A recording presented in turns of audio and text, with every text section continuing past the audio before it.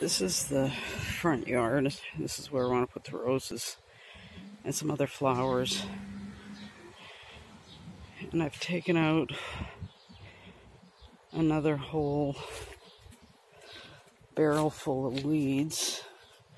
You see there's some trees that have to be dug out because they can't compete with this big thing here.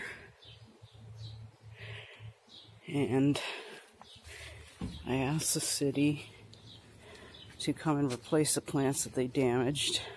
Actually, it was Bell that damaged them. As you can see here, instead of putting up flags like that, which I asked for, they have spray painted all of my plants. All the red goes underneath, all along here and across here. Bell is a telephone. They do TV and internet. They've damaged the inside of my house. Now they're damaging the outside.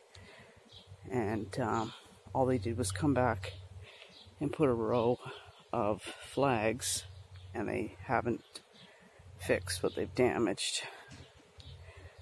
So last year I tried to dig here, but the roots from this tree or the big tree that used to be there were in the way. I couldn't do it. A long time ago, everybody on the street just had pretty much a lawn. And there were a few houses that had big ginormous trees, a lot of which over the years have gotten so big that their limbs have fallen off onto cars after storms, taken down hydro wires, etc. There's like one, I don't know if you can see it, probably not, one original tree that I can see here that's left. Then they came up with this program to bring trees back, which is supposed to, you know, help shade your house, lower your consumption of air conditioning. But the thing is, what these trees do is the roots gravitate to your water lines, which are all in the front.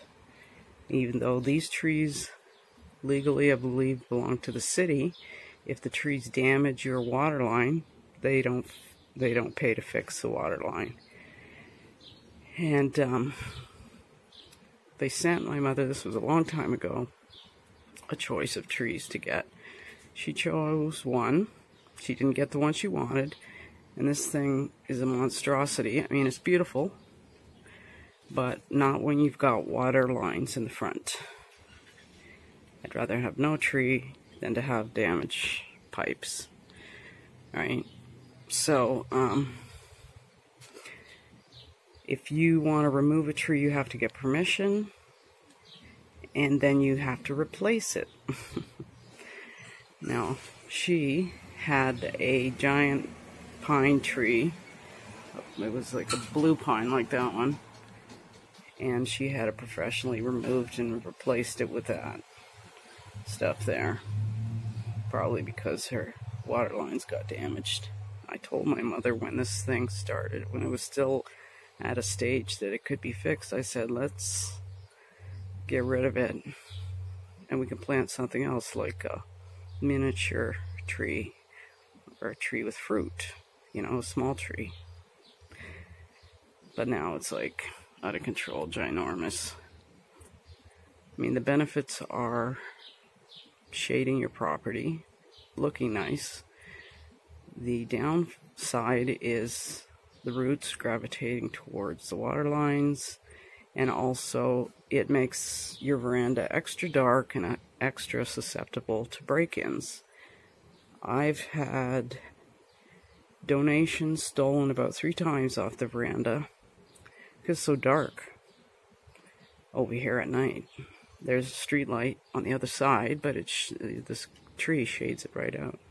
So anyways, I'm babbling on. I am going to try to see if I can make a hole big enough. Hopefully I don't burst a pipe to put my roses in here. And if I can't, I'm just going to have to plant something else. Okay, first hole, look at the size of that. That is a root.